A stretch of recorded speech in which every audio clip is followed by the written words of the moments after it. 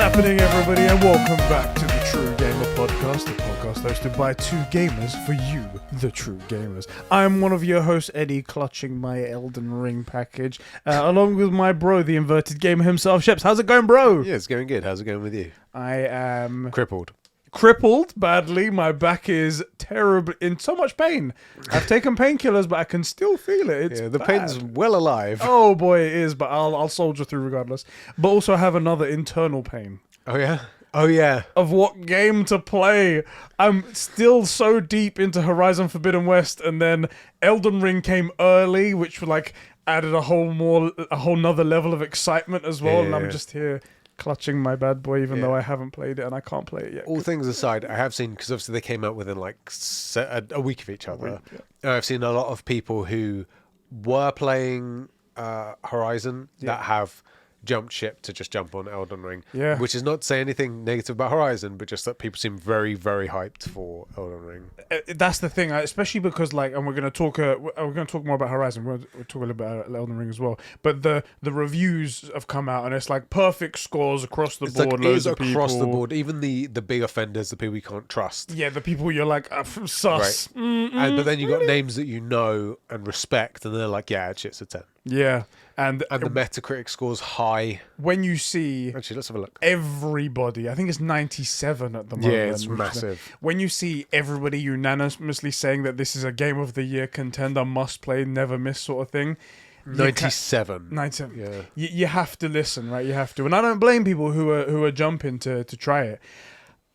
I might do it. We have to discuss it today. That's kind of what we'll do today. I might jump as well, because there is a co-op element to it as well, and obviously everyone's playing it right now. It'd be a great time to jump in with everyone as well. But fuck, man, I'm so torn inside. I'm like the it's not just your back. I'm what's that Kylo Ren when he's talking to his father? It's like, I'm being torn apart. I know what I need to do, but I don't know if I have the strength to do it. Please help me do it. Sun disappears. Horizon Forbidden West. We're such nerds. Bro, how are you doing, man? How you doing? I'm alright. Is your back okay? My back's fine. Yeah. Oh, that's good to hear. It's good to hear. Yeah. How are you sleeping? Oh, motherfucker, that's right. Wow! I went there, How dare you? Seriously, has it not gone any better? No. Oh, that's news right No, there. I have started taking microvitamin stuff. I was thinking like maybe there's stuff. So interesting. When I am asleep, it's better quality, but I haven't gained any extra sleep. Okay. So I'm keeping doing that. But that's good at least. Better quality sleep is always exactly. Great. It's still nowhere near enough. But I'm sleeping like trash. Okay. But at least my back works. I can sneeze and not be in agony. Mate, you've said it many times, but like you only realize how much you use your back until you throw out your back. Oh yeah. Even like minor things, you're just like, cool, I'm just gonna lift up this thing over here, stabilizing muscles kick in, and it's worse than that even. Like that at least you're stood up. Yeah. It'll be like you'll be lying in bed and you want to like click your neck or like scratch your face or like you're tired so you blink really hard or something and you're like how it's my eyelids. I did something. Normally, my routine is this: I wake up at 6:30 every morning because I go to work and stuff like that. And even on days where I'm not working, like say for today where we're going to do this stuff, which is technically work, or on the weekend, I get up at the same time. And my girlfriend's sleeping, the baby's still sleeping. I'll go and play some PlayStation or something like that. This morning I woke up and I was like, cool, no problem. I'll get up and do that. I turned to the side. I'm like, nope. I'll just stay in bed for a little bit longer. This is the one use case where Stadia makes sense. Get it up on your phone. Stadia was right all along, guys. We were making fun of it all this time, but it was right all along. Or just get Elden Ring for the Switch. That's what that'll be the best place to play it. Guys, welcome to the True Gamer Podcast. I think we're like episode 80 now. We're getting close to 100 now. We're getting up there. This podcast was brought to you by some amazing people over at patreon.com/Conbrosations who make this show That's not possible. a dab. We've actually got a bunch of new people here recently. That isn't a dab. For the record. It's a slash. It's a slash. And that's why that meme's on the Discord. But a few people are like, is that guy dabbing? Like, no, I'm like 112 years old. I'm not freaking dabbing. And I saw what happened to Ninja when he did the floss thing. No, I'm not dabbing. No, let's not. And dabbing wasn't cool in 2017 when it was cool. Exactly.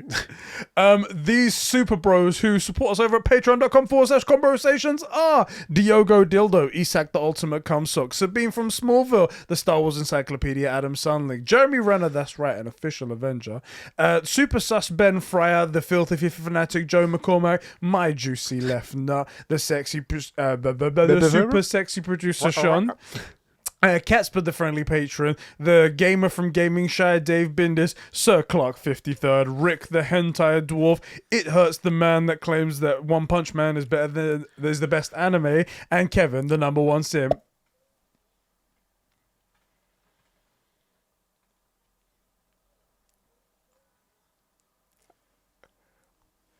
I know you did that for a bit, where you lean back, but then there was that real like, oh. It was a sigh of relief. I was like, oh, I'm not moving, so my back doesn't hurt. Oh. Not talking and just laying here is pain-free. So Right. of Xbox. Thank you guys so much for keeping the lights and mics on the gaming going here at the True Game Podcast. That's right.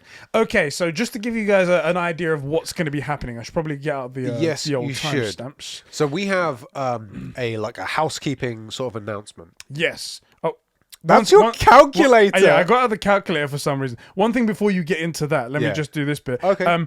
So today's episode is going to be a bit mixed up because things have happened quite recently. It is going to be still a Horizon Forbidden West first impressions main bulk of it.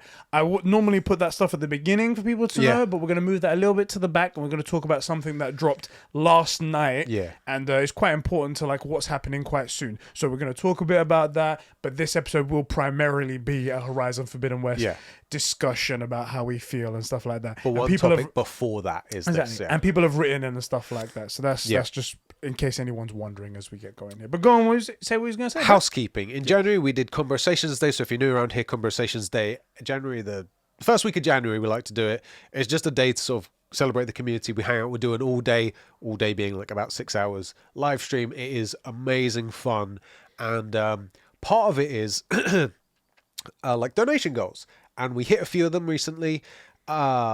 The one that we need to talk about is the merch, the t-shirts. So we had merch that people bought with discount codes and a couple of giveaway things. We have the shirts. They're all here. And we're keeping them for ourselves. Frick you. No, for real, we have the shirts. I know. We have the shirts. We have a serious message to put across here. Don't worry. Yeah, we have the shirts, but we don't feel like they are the quality that our merch we're used to sending out. Yeah, the ones that we normally get are a lot more higher quality, and, and like we send them out like the one I'm wearing as well and stuff like that. So the big problem is that the people who supported us on Patreon at the $15 tier and above, who were getting merch for their pledge, we got them. And it's taking forever for us to sort a problem out because the print quality of them was just so bad on these ones. It's so strange because I got a batch of all of them together, including this one. And the quality and the vibrancy of the colors and how it's printed are also beautiful on this t-shirt. That's the only one. Only one. And then all the other like 15, 20 of them that we've got in the batch, they all just like really washed out, bubbly Grey and everything almost. like that. You washed one, didn't you? And it started peeling up. Well, that's the thing. One other one came afterwards, and it was my girlfriend's. She had like a crop hoodie and whatnot, and was like, "Oh, this one's good, no problem." And she wore it a couple of times, put it in the wash, and then it started to flake off immediately. And I was like, and that's not the quality of the stuff. "What is this?" It's just not the quality that we're used to from these guys. Yeah. I think this is from them. Isn't Yeah. it? Like this is 2 years old or something, a year and a half old. Like we're used to these things looking new for many years. Yeah. And these already look fairly well worn. So we're dealing with them on the customer services side of things. Yeah. If we can get it sorted, we will just send you the better version. Yeah. And if not, if they tell us to get fricked, we'll just send you what you've got. We'll figure out a way to make it all right with you so that you get a really good discount on something else. Yeah. Or something, or extra benefits. Oi, oi. But the main thing we're trying to say is that don't be worried. We are working on it. We're trying to work out a problem that's come up that we didn't foresee happening. You will get your benefits soon. You will be getting your giveaways that you've been promised. Everything's going to happen. We haven't forgotten about We you have guys. the T-shirts. It's not been forgotten. We didn't forget to order them. I think we've got a picture of all of them, don't we? Yeah, I can put it up on the screen for you guys so you can see the we have them. drastic night and day difference between them. We have them. That one looks great. When I came in, when they arrived, I'm like, oh, that looks sick, because I've got 2 things I wanted to get that's in the batch. And then you showed me them, and I'm like, why do these look so I terrible? think I actually said, did you wash these? Was that the first thing I said? Yeah, you was like, did this wash out or something what like did you that? do? So, Anyway, sorry about the delay, but it is work. We are working on it. We haven't forgotten about everyone. We love you. Thank you for your patience. No one's come to me. Ben asked one time, like just casually, what's going on? But no one's been like, "Oi, what the fuck? What's been going on?" Which our dudes are I cool. feel even worse because they're so I know, good. it's almost worse, but also I think because the way we've always done stuff is we always over deliver. Yeah. Because stuff's well priced, it's high quality. They almost always, there's extra stuff. We'll sign something, we'll do something. Yeah. So you guys know you're not getting screwed. We typically lose money on these things, like it's not about us benefiting. So we're trying to sort something out. Fingers crossed we get it all sorted and your t-shirt comes a little bit late. At least you're getting t-shirts. I ordered a jumper and we're going to be out of cold weather season. It's going to be mid-August by the time you get it, and then it's going to be like, hey, enjoy your jumper. Oh, thanks. Anyway, was there anything else you wanted to bring up at all? Thank you everyone for your patience. But anything else you want to know? That's it. Let's talk about... Right then. Wait, should we no, we're going to talk about it first. Yeah. Okay, so let's kick it off with the first topic that we have on the show today. Shit, we're going... It's within 5 minutes of starting the show. How do we do this? We need more things to go wrong. We do. All right. We're going to talk about Are we this recording? thing. I hope we are. Yeah, I hit both. We're good. Let's kick it off with our first topic. So, this news is an update on the Spartacus service that's coming to PlayStation. Yep.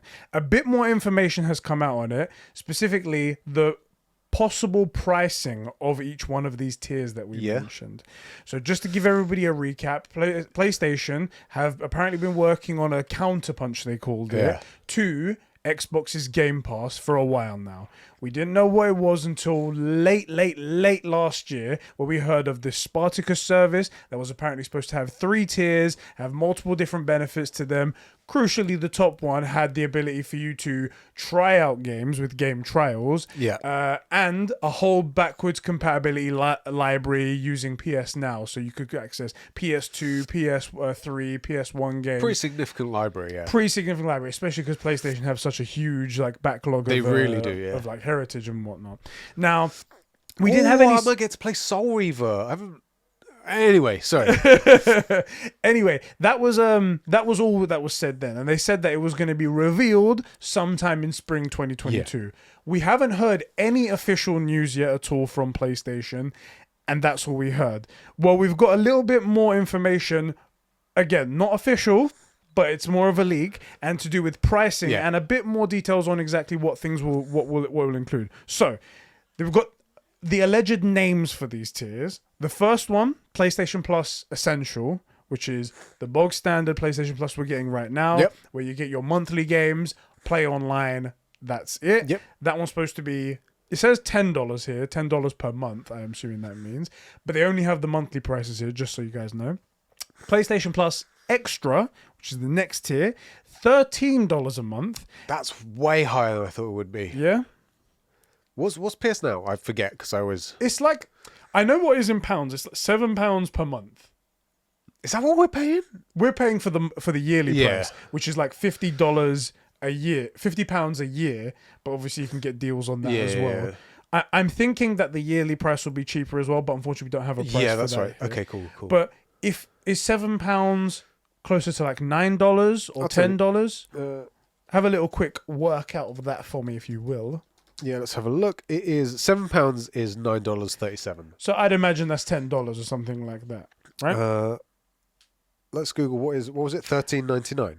$13 it says. $13 to pounds. Oh wait, but that's we're confusing two things. We're confusing two things. What was that? That's in dollars, yeah. One sec. We are so dumb. We're confusing two things because this is the next tier up, so you get more for this price. It's not. put that to the side. Okay. Let's not confuse everyone right now. So the PlayStation Extra, $13. It will include the monthly games and a game catalog. This was the one that we said would include the PlayStation 4 games in them. It would be older PlayStation 4. Apparently, it will be quite extensive. That's what the rumor says. We don't know. Let me say the third one. Then we'll give our thoughts. I'm sort of thinking out loud. And the third tier, PlayStation Plus Premium, it's apparently going to be called $16 a month. Not a fair jump, not a bad jump up actually. Only $3. The monthly games, the game catalog, it will allow streaming of games to other devices. It will include the classic games from PS3, PS2, PS1, and what I think is really cool, the game trails of brand new games. So the demo. Exactly. That's really cool in my opinion. Now, how do we tackle this? It feels, first of all, it feels expensive, and I don't know if this is real, because normally marketing and pricing, everybody knows that you want to, if you're going to be around 15, you go $14.99. If you're going to be around 10, you go $9.99. You know, stuff like that. So 16 is really weird. That works out at, by the way, $11.99 for us, basically. The thing is, though, when have we ever got a discount on pricing? Like, normally if something's in dollars, we have to pay it in pounds. So I don't think that's it. Yeah, it's likely and just at £16, to be... I'm not buying it for £16. That's just a bit much. There's a few things to go over here. One, I don't personally like the naming of these. Essential, Extra, and Premium doesn't... It's too much to confuse people and whatnot. I don't really like that at all there. Second of all, and I'm not saying this to be a dick, this is Jeff Grubb's reporting. Oh, well then, why are we even talking about it? Well, this thing, if you read any of the words he uses in here, it's not very professional, it's not very concise. There's a lot of room for you to interpret what he means by that, which is not reporting. That's not how you report stuff. That is sort of like shooting an arrow and then painting a bullseye around it when the stuff finally comes up. Yeah, I covered it. No, you wrote something super vague and allowed people to fill in the blanks with it. You know? Like, for example, right here, it's like this seems like Sony ripped the download catalog out of PS Now and popped it into PS Plus instead. That kind of wordage isn't very... It doesn't seem like he's trying to tell you the information correct. Anyway, that's just my personal opinion as well. But the pricing for what you get, if it's a direct comparison to Game Pass, again, there's nothing on here that really answers the day one releases on there. Nothing. The game trials is quite nice, I will say. That's cool. Because, like, when Ragnarok comes out or something like that, you're going to be able to try it straight away. You just buy it, but okay. People are going to buy it. That's a bad example for that game, but I know what you're saying, yeah. But that's like what's going to be going on. Is there anything here that makes you... Because we were on the side pretty much that we were saying that this service doesn't really scream to us. Has anything that changed with you based on what you're hearing here? For one, I feel like Jeff Grubb is his own source. Unnamed source, I just made it up. Two, no, I don't personally see this being like the counterpunch, because the big thing for Game Pass is the catalogue of games, great, but we already have a very large catalogue of games. The PS Plus collection, I think, in terms of quality, I think there's enough of them and they're of high enough quality that you could say back catalogue versus PS Plus collection, even wash. Yeah. That's, not everybody will agree. That's my personal opinion. I think you got quality versus quantity, fine. And then the real thing then for Game Pass is day one, which I don't think is good for the business. We've been through this, but that is a big selling point. Yeah. Nothing here says counterpunch that. The demos is cool, but I think that's a feature they should just put in. Yeah, because at the end of the day, it's going to make you sales. It's not going to be like, well, what right. And people will say, well, it lets you, people won't play the game, they'll get to play some of it for free. No, it will be curated to get you to a good cliffhanger, and once play the rest, it's a few hours. That's not enough. It's a few hours to let you see, like, the demo for Horizon Forbidden West would be stopping when you find out you have to go west. Yeah. Right? That is enough for you to see how well it plays, how it looks, who the characters are, that there are other character interactions here. Yeah. Might pick it up. I wouldn't feel content having played that first hour or two. That's not enough. But I think, yeah, absolutely. It's only going to push sales for sure. I don't think feels like an L. I don't think this has moved the needle at all. To be honest, when we said this when it first came out that like they're not going to do day one sales because the IPs are way too valuable and crucially they sell. Yeah. People buy PlayStation games because of the high quality that they give. Yeah. And they know they're going to deliver on it, right? I think this was pointless. This didn't need to be done. There are going to be some people that are going to be happy with this and whatnot. And I might get it just to try out some games that I probably wouldn't have purchased just for that game trials over there. And maybe to play some old classics that I will play once or twice and then just go to the side. That's what I'll do. But other than that, I don't see the point to this. They were never going to go for the day one sales, which was the only thing that was missing, really. That is missing. The only thing that was really drawing people over to Game Pass anyway. People are like, oh, there's so many games on Game Pass. Yeah, but you're not playing them. And even if you do play them, you're playing 5 minutes and then putting it back down. Yeah, how many of those games do you want to play? You're really getting it for the day one exclusives that you can't. Which is fine. You can say that. And with PlayStation not having that, then this service just becomes, well, why am I even here? Yeah. I like that they've added the classic games in there, although some people say that shouldn't be behind a paywall. And I'm like, I have a feeling that maybe they'll offer it a la carte so you can buy them if you want to as well as this, but we'll have to see. I'll tell you this. I don't know. If you want to go and play old N64 games, you have to go buy an N64 and buy the game. So I don't really, and this isn't us fetishizing always paying for stuff, I don't have my Soul Reaver games anymore. If it's on there and I want to play it, this will be a very convenient way for me to play it for a month or two and then not have to pay. I mean, I have my old PlayStations, but not have to find them and get all the plugs and find a CRT, you know? So I found all of, just a side tangent, I found all of my old PlayStation consoles. I thought I sold all of them. I don't have my PS1 somehow. I don't know how that's I have gone a spare somewhere. one. Ooh. Actually, it might be my brother's, but it's spare to me. It's mine now. Give it to me. Yeah, a lot of people, when they posted this, it was very... there's one other thing. Because of Jeff Grubb's shitty writing and everything like that, a lot of people are confusing and saying that the extra tier, the middle tier, doesn't include the PS4 games that catalog. Well, that's the thing. He's got this graph here, and I'll see if I can put it up on the screen for you guys. And you can see here where it's got game catalog and it's got an X there for PS Extra. Yeah. So it includes it in there. But the thing is, the way he talks about it later, he makes it sound like he says classic games, and people automatically assume, oh, that's every game that's not on PS5. Right. Is included in the top tier one. Right. And people are posting around this dumb image where it's like got the essentials, so the extra tier has basically got nothing more than the first tier. And I'm like, well, that's stupid. That would also be terrible business. Do we think Sony's going to make an awful business move? That seems silly to me. It's just because of that's another example of Jeff's terrible reporting and whatnot. Anyway, I will say overall this feels like it's, if not an L, just a nothing burger. There's nothing to this so far. Now that might change when we get an actual official statement. This is a leak from Jeff Grubb, and I suspect Jeff Grubb is the leak. So I wanted to say what you said there. This is all based on what we're seeing here. This is nothing official, and we don't see it in action yet. Yeah. There is one thing that happened recently that might lend credence to this being a better thing and Sony being a bit more aggressive with it rather than just giving us what we've got here. Shadow Warriors 3. Have you heard of this game? Yeah. New game that's coming out right now. I hadn't previously heard of it. It's not really my type of speed, but I saw the trailer. It looked fun enough. Yeah. And it's a new game that's coming out, and the company seems quite funny from their tweets, so I'll just say that. Fair enough. They seem to be a decent enough company. That game is coming day one on PlayStation Now. Interesting. I think that and GTA 3, the remaster collection, were the only two games that came day one on PlayStation Now. Yeah. Which indicates that PlayStation are maybe stepping up. They are making a shift, for sure, yeah. They're stepping up their services game, and they're trying to put more emphasis onto it. And clearly, there are some deals in the works that are coming to this service.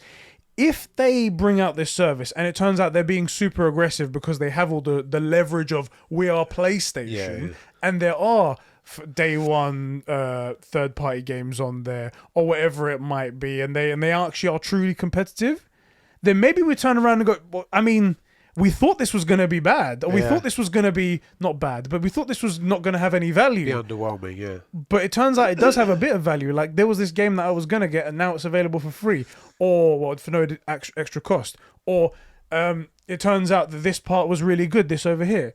We have to see it in action.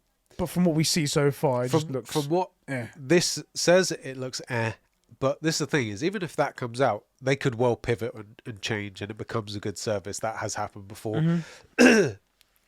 Sony's in Bubba, bubba. in an interesting spot because if they're going to do this service and potentially release games day and date at some point, they have to decide which of the games, because it's obvious to anyone other than probably a few suits that Game Pass has done nothing but cause their customer base to not want to purchase games. So what games are you going to give where it feels like giving value but still says you need to buy these games?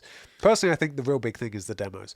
Get people playing your games, play the first few hours of Horizon, see what it's like and go, yeah, I will want to pick this up.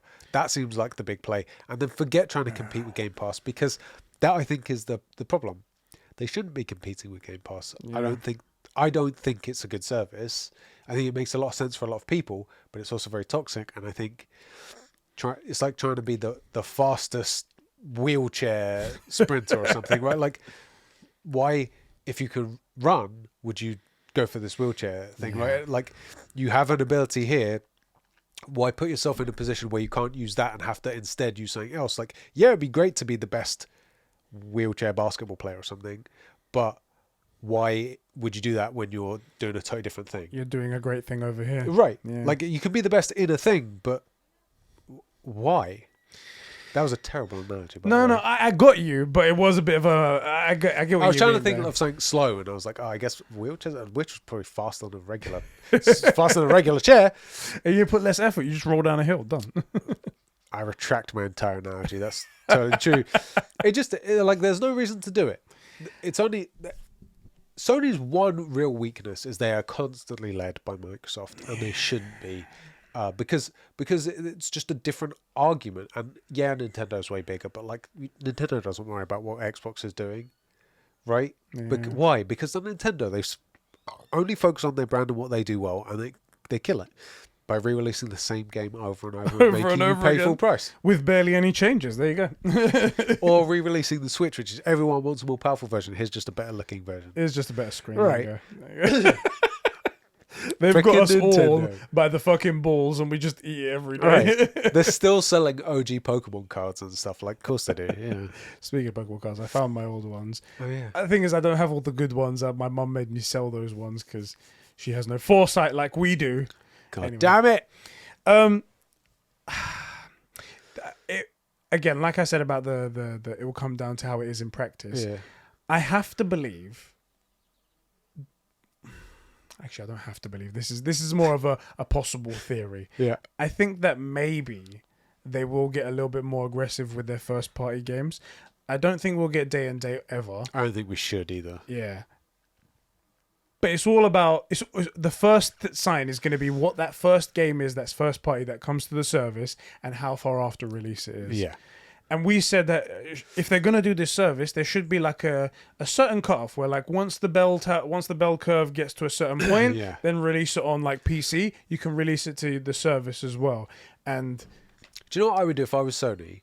I would go and start looking at, like, CEX and seeing how long after people can buy the game new do they start really selling copies of it in the store, because then people want to buy the game, they want it at a discount, and you're not making the money from sales. So then at that point you can put it on the service. For those of you guys in other countries, CEX is like a game trading place. They do movies and other stuff there. You trade it in, they give you some money, and if you're looking for a bargain, you can go pick up a game for cheaper. Yeah, you typically can pick it up cheaper, and then when you sell it, they rape you. Like the GameStop meme, just like, have you seen the Force Awakens one, where it's like, everything you've brought me here is worth 1/4 portion. 1/4 portion. Right. That's exactly it. That's it. But like, if you see, okay, when are these games getting traded in? Okay, and then when do they start coming back off the shelves? You get a bit of that data, and you go, well, okay, well, instead of letting some CEX get those, or whichever store get those sales, we'll just put it up on our service. Yeah. And then get the sale through convenience and potentially, repeat subscriptions. So that's the way I would do it. I'm really concerned about day and date free games. Yes, I would benefit, but right now, but in 10 years' time, when Sony Santa Monica aren't making the money that they would have been, then they make a trash title, or they do a Cyberpunk and they make a game that doesn't hit, they go back to God of War, they make a title that never should have been made, and it's sort of phoned in, and you get Assassin's Creed Valhalla, with no parkour, and like, it's not what I want. Yeah. Even though it will feel good to me to get some new game free, but like in 2 years' time, what are you getting for free? Nothing. The benefit in the end is just not going to be Right, the trade-off's too extreme.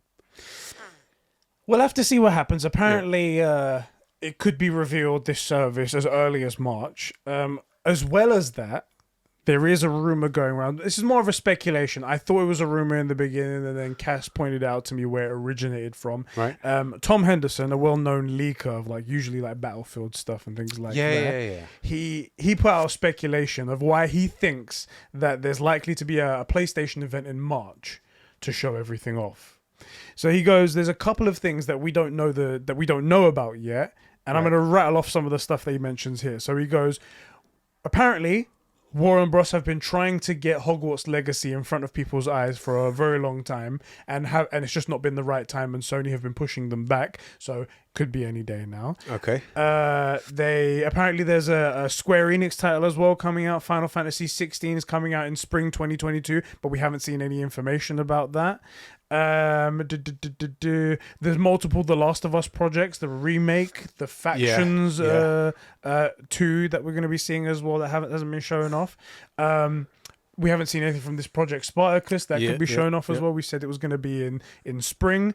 PSVR 2, we've seen information, and we're going to talk a little bit about the headset that got shown off for the first time. But we haven't seen any games from it. We haven't seen it in action. We need a bit more information about that. We haven't seen a price or release date.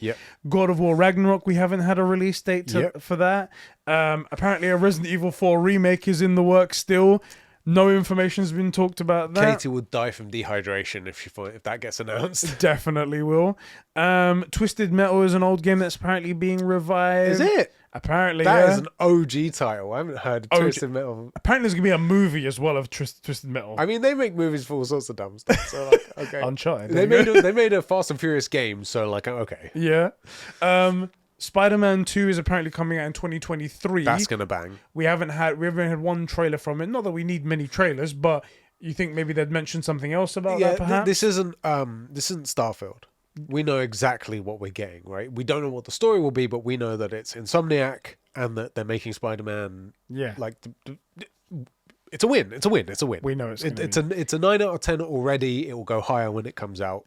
It's Spider-Man. There you go. I mean, and all of that basically leads him to believe that there's definitely going to be a PlayStation event very soon. He thinks it's going to be in March. That makes sense. As well as GT7 is coming out in March as well, so that'd be a good time to show that off as well, even though we've seen some trailers and things like that. I'm on his side as well. I feel like we're imminent. There's like blood in the water, and you can sense that there's going to be something coming soon. And I think it'd be a good time for it as well. You've got Horizon out of the way. People are playing that. Yeah. Elden Ring has come out. Let people enjoy that. GT7's coming out, but that's more of a niche game to a specific type of people. And then we can only look forward to the future, right? Yeah. And if we get a God of War Ragnarok release date plus Spartacus dropping at the same time, I'd push it a little bit later, because there's no E3 this year, and we have no Summer Games Fest confirmed. So put it right around the time people are going to start talking about E3, and then you go, oh, hey, here's our event. And then everybody goes, oh, yeah, no E3. Well, let's see what they're going to do. That would be the way I would get that attention. This is interesting actually, because while E3 is largely dying down and not really relevant so much anymore, with it being gone is a big issue, and is leaves a big void for these publishers to fill. And it'd be very interesting to see how everyone acts and everyone does everything right now. We'll see, won't we? It'd be very, very cool. Good time for gamers over here. That's right. Anyway, that's pretty much all that PlayStation that I wanted to mention just there. That came in sort of like hot yesterday, and I thought it'd be good hot to off the mention. presses. Yeah. Oh, one other thing as well, just in case you wanted to know, God of War Ragnarok was confirmed to still be on track for 2022. I remember when we spoke with George, we were saying like, it might not come out. We haven't heard anything yet. What's going on? I feel like the PR cycle needs to ramp up soon. Right? Because we're a third of the way through. Because we're taking the piss out of Starfield, because all we've seen is two CG trailers and a lot of concept art. Yeah. Granted, we've seen an actual trailer with gameplay for God of War Ragnarok. Right. But that's not that much more that we've seen. We need a release date. We need an actual. Typically they tell you something about about the story, like it's hinted at. You're teased about what you're going through. Exactly. So I feel like we could use some of that soon. So PlayStation, where's that next state of play? That said, Horizon, I feel like did way too much in the late stages. True. We were getting trailer after trailer. We got a trailer. What was it? A week and a half before the game dropped. Yeah. We don't need this. So but so they are. Everybody's doing weird stuff when it comes to that at the minute. Yeah. And that is everything. I think I've got everything. Yeah. That's something else on mission there. Yeah, but that's all to do with PlayStation Spartacus and what's been going on.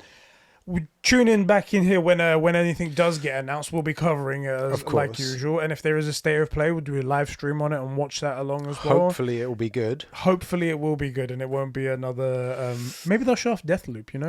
Might happen. More advertising for Deathloop. Anyway, bro. Yes. This is the True Gamer Podcast. That's right. Come into people's eyes and ears every Saturday here at youtube.com/Conbrosations1. Yep.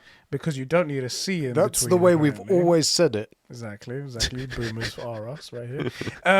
youtube.com/Conbrosations1. And if you're over here on YouTube, feel free to hit that like button, subscribe to the channel if you're new around here, and hit that notification bell for sometimes notifications. Occasional. On our videos. Yeah. If you're listening on podcast services around the world like you can, on Spotify, Apple, everything like that, search for the True Gamer Podcast and rate us 5 stars over there because it helps us out rising rankings. We're doing really good on Spotify. It's really, we've got a lot of numbers coming in from over there. Thank you so much, everyone over there. If you guys enjoy what we do here, if you like everything that you're seeing and hearing in your eyeballs and your ears, head over to patreon.com/Conbrosations and feel free to kick us a couple of bucks a month where you can get exclusive access to the Conbrosations podcast. That's as little as $1 a month as well. Exactly. Good value right there. Better than Game Pass. And you can get exclusive, early access to this podcast, the True Gamer Podcast. How do you do that? If you just head over and become a true gamer at the $5 tier, and I haven't got the names up for that. So also, it's any Patreon gets into the top row room on the Discord, which is actually one of the better rooms. Not that any are bad, but there's some great conversations in there. I mean, there's the anime chat that's pretty awful there. Wow! Oh wow! She wasn't ready for that, boys. Wow! Talking of people that weren't ready for things. We've got our Patreon's names up, bruv. Yes. You can become a true gamer just like these guys have who support the show. Those great people are Adam, the high quality potato, Jeremy Horde, Make Bindis Mod, Sheps is crusty right nut. Is your left one moist or I'm not? Like you'd assume there's a gradient, right? It's like reverse osmosis. It just goes to the side. One side, up, like that one guy from The Mummy.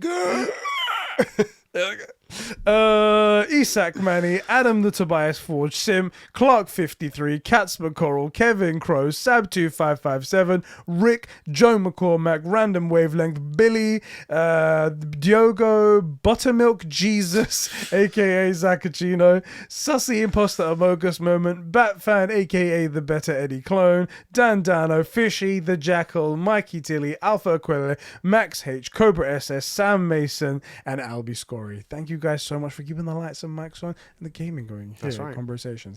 If, however, you don't want to be like these guys, if you don't want to kick us a couple of bucks a month, that's totally fine. Yeah, we get it. We love you. Just being here, commenting, liking is all great. We love you regardless. Okay, guys?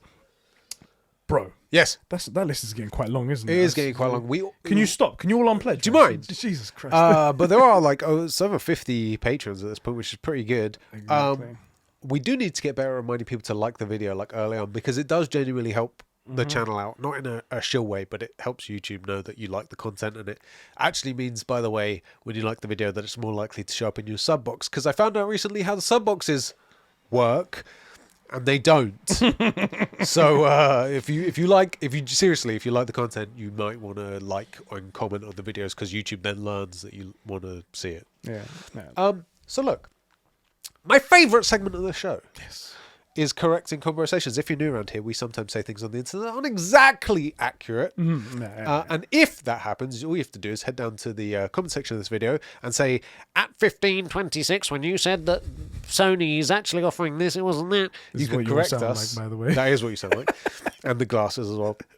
You can correct us, and in the next episode, we will read out your comment and credit you. So do that. Do we have any corrections? I doubt it, because we, especially I, am so smart and have never had a controversial opinion. They're not really corrections, these ones here. For example, Alpha Aquelele, if that is even your real name. I doubt it. I doubt it. Correcting Conbrosations, the beginner weapon is useful, but it isn't the first loadout in Crossfire X when he wrote in his review. 2 reviews will likely be separate. Okay, so all right, so in the last episode we were reading out his review of Crossfire X, and I think I made a mistake in reading out some of it, what his first loadout was. Or did he make a mistake in playing the fricking game?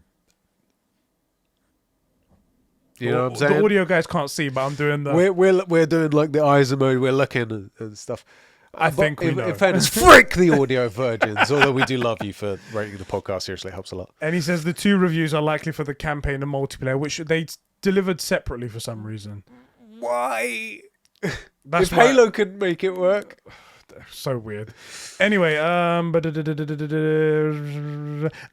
thing, this isn't a correction, but Gabriel Nordstrom wrote in and he says, Such a freaking awesome name. It is actually a fucking great name. Oh, I'm so jealous. He goes, Sheps is so desperate for 1v1 duels in Ghost of Tsushima, he's slowly turning into Jin with that hairstyle. Oh God, I didn't even think about that. They've noticed. For the record, so I respect the dedication, he says. I do have the man bun / top knot, and it is because my chick loves my long curly hair and doesn't want me cutting it, and I know who the decision maker is in my relationship. Yes. But I freaking hate it personally. Like, it's so long, it's all in my face. So I was like, I'm going to have to, and I had to tie it back. Luckily, though, we're at the point where man buns aren't cool anymore. I would never do it if it was in fashion. I would never do it. If you had done it in the height of the era, I would have ridiculed you every day on this podcast. I would never have been seen dead if it was fashionable, but they're not fashionable anymore, so I will do it. I'm willing to, like, it just gets out of my face. Yeah, you know? yeah. But now, that should probably be for the Combos podcast, but I'm going to say it here anyway, to give you a taste for free. Next time I go down on my chick, I'm going to do the I'm in business thing. The hair thing. I'll grab one of her like fluffy scrunchy things. You know the things? That's got to look good, right? Looking down at you. As I'm going to ignore that part. I was going to make the joke that when you go down on me, it's much better for me. Right. But I like your one better. It's way better right there. I did nothing wrong. I did everything correct, right, Sin? He says that's a great name as well. Aloy is a serious character. Does Sheps want her to become a Fortnite lol character? First of all, she's in Fortnite. Oh, so now you look stupid. Correcting Conbrosations. There you go. No, I actually we're about to talk about it. We're going to talk about it. I should have actually read this one first and then gone to that. Perfect segue. But I'm not a good host, so what can we do? Jeff Shroom says, correcting Conversations. This is on the death stuff in Sifu. Okay. It says the death system in... He put Situ, but correct you, Sifu. Yeah, typo. Which I never make. I know. We're throwing shade. We can't even write English. Talk about throwing rocks at glass houses, right? Why did we just walk into that? We're the worst for that. Do you know what it is? It's because it's like, you know, when people write in, it's like they're anonymous, they're behind a keyboard and whatnot. Right, this is like almost the reverse of it because they can't defend themselves now. It's like, you know, when you're the host, so you have the spotlight, but then you get to be like the interrogating cops. You can shine the spotlight on someone else. That's what we're doing. We're like, ha Look at this imperfection. No, you can't see me. You made a good point, but have you seen this Achilles heel? This one letter's incorrect. Fucking nuts. Tell me this isn't the best podcast you listen to. Come on, this is funny. The death system in Sifu is actually simpler than you make it out to be. Since you did science, since you did a science thing once, this should be easy for you guys to follow. That's my bio. You did a science thing My once. bio is I did a science thing once. Now I'm the talent on Conbrosations, so it's a way lower bar than anyone thinks. He goes, okay, so he says, the death progression in Sifu operates under the simple arithmetic. Arithmetic, bruv. Oh, sorry, it is Or arithmetic. has he spelled it wrong and No, you no, just no. can't read? Arithmetic. No, that is arithmetic. I just read it wrong. Sorry about that. Not 20 seconds ago. We were beefing him out. Just edit that bit out. The simple arithmetic progression n+1, where the number of deaths prior to the current run, and it is lowered by 1 whenever you defeat a boss or a tough enemy with their own intro cutscene. Yeah. Or that gets a yellow flame bit around them. Also, they've patched the parry and block stuff to make it a bit easier. Good. But you true gamers didn't need that anyway. No, we didn't need it. We didn't need it. We were saying in the last episode that it's actually really good, and everyone who bitches about it is a fake I gamer. want that high skill ceiling. I don't want casuals to be able to play this game and enjoy it. You know? You know? Ain't nothing but a thing, you know? I did say I suspect that will get patched very quickly, very much like the thing. Because we know when something's hard, and we know when something's not quite right. Yeah, I'm fully willing to say, like, I'm interested in Elden Ring. Once you finished it, I'll probably borrow the disc. I'm fully aware that, especially by the time I play it, I will be losing because I got beaten, you know? But I can tell when I'm doing something and it's not responding, you know? So, but cool. And to be honest, it was a good game. By the time you heard us say that, just after that, we were made fully aware of the actual way the system worked. Because at the time, I'd only played like an hour of it, you know? So I hadn't really figured it out. It is fairly obvious once you've done it a few times and died a few times, you go, oh, right, when I do this, it goes down. When this number goes up, that's how many years I'll age. It is fairly, not obvious, but like once you've got it, you're like, oh, it makes sense. And it's a cool take on it as well. It's a very interesting mix up to that whole like, oh, you lost, so you die. Like, no. It's not that simple. And that's why I didn't like that person's article saying, oh, it's not like friendly for everyone. This is the easiest way in because when you die, you don't actually die. You get to come back. Yeah. In any other game, back to the start. Gone. So, you know, I really like Sifu. I thought it was good take on like how to do death systems and stuff. I really like Sifu. It just... No, let me rephrase that. Sifu, I thought was really good, especially for the kind of game that it was, which was a indie title, basically. Yeah. Third party. I didn't enjoy it, but it was really good. And I really enjoyed or really liked that their take on the death system and all that stuff. I thought it was an interesting concept. It made roguelites way less punishing, you know? Mm-hmm. I thought it was good. I don't have a bad word to say about it. I just didn't enjoy it. Agree. Except I enjoyed the first bit. I just need to see what's going on with the rest of it. Sean's tough. I But again, the first I was guy. at that point where I was fighting Sean and I was just like, I'm not having fun with the game. It's not bad. I'm just not vibing with it. And I don't feel a reward. I'm not going to feel really rewarded by beating you. So I'm going to put it down here. But I got the flavour of the game. He was like, I'm a pussy bitch. I can't take this. Right, exactly. And I'm sure that's what's going to happen with Elden Ring. I'm like, I'm really interesting in Elden Ring. First boss. You know, it's just not my cup of tea. You know, it's just not right. You know, it's just not my thing, you know? The thing is, if I think about it like you, you're my bar for gaming. If I can't beat the entire game, one run, no deaths, what's the point? What is the point? You know? Just like the way I beat all the Uncharted games. Facts. Exactly. All right, gamer. Let's get into the big bulk that we was going to be talking about. Wow, that's a sexist thing to say. I was talking about Aloy and her dump truck. I can't see. She's wearing too much armor to see if she's got a dump truck. Anyway, guys, Horizon Forbidden West released last week, and we've been playing a bit of it. Yeah. I've been playing a bit more than you probably. Yeah, you have. But I mean, I played it on Thursday, which was yesterday. Yes. But we are here to talk a little bit about our impressions. We haven't finished it, neither of us, but we can get our general feelings as well as the people in the community who have written in Horizon Forbidden West. I'm going to go with you. And I want you to go first, actually. I want you to go first and tell me your thoughts on Horizon Forbidden West. As I said, really, everyone's waiting for your thoughts. That's what they're waiting for. As I said on Twitter, which everybody conveniently left out, I'm only like an hour or two in. I just got told I need to go west. That's how early I am in the game. Anyway, Aloy's still shit. Yeah.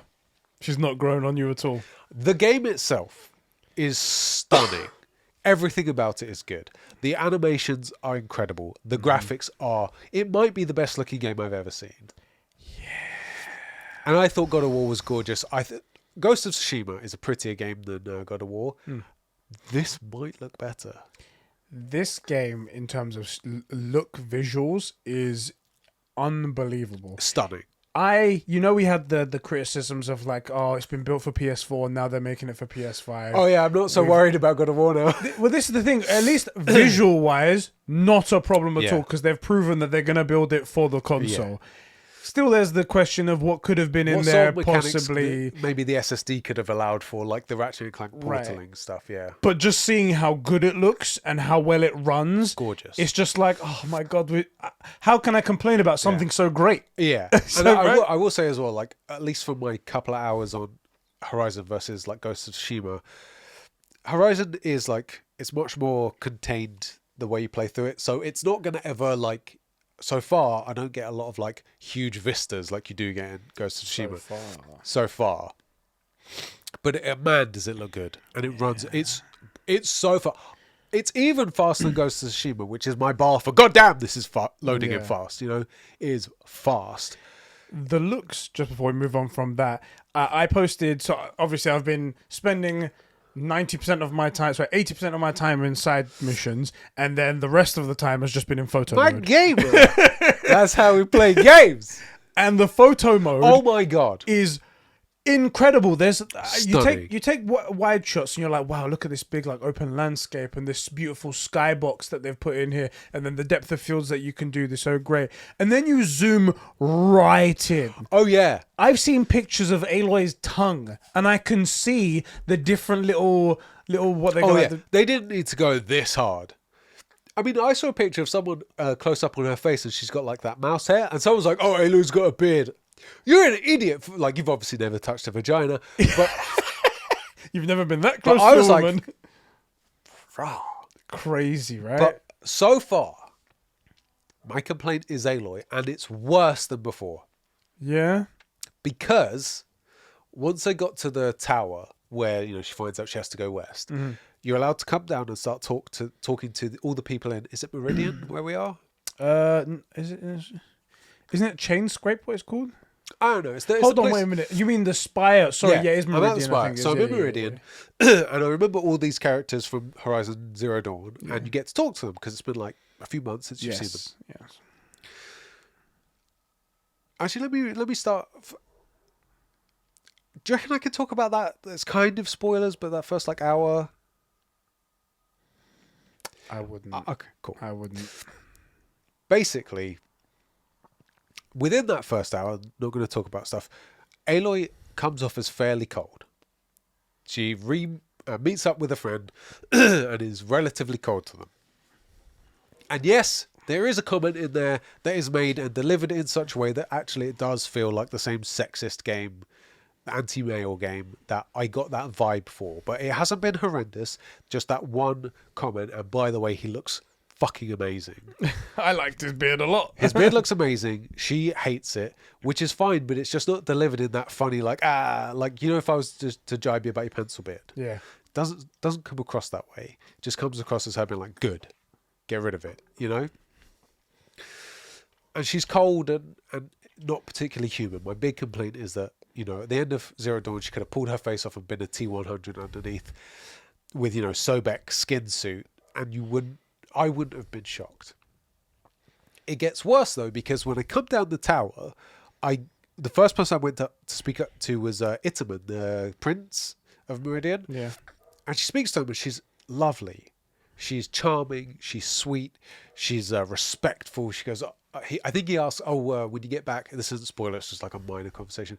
Can you teach me how to shoot? And she's like, I've got to go. When I get back, I'd love to show you a few things. Maybe I can help you. It would be an honor. She's charming. She's sweet. She's so human. And that tells me that they know exactly how to write Aloy as a human being. And at least in that first hour, they chose not to. And that makes it even worse. And it makes me feel really vindicated in my whole, she's not human enough. And just to continue this around really quickly. A bunch of you idiots on Twitter were like trying to explain, oh, Aloy doesn't see this because, you know, she knows what's going on, so the matters of men don't matter to her, or like she was raised like this and as an outcast, blah blah. And I'm like, I get it.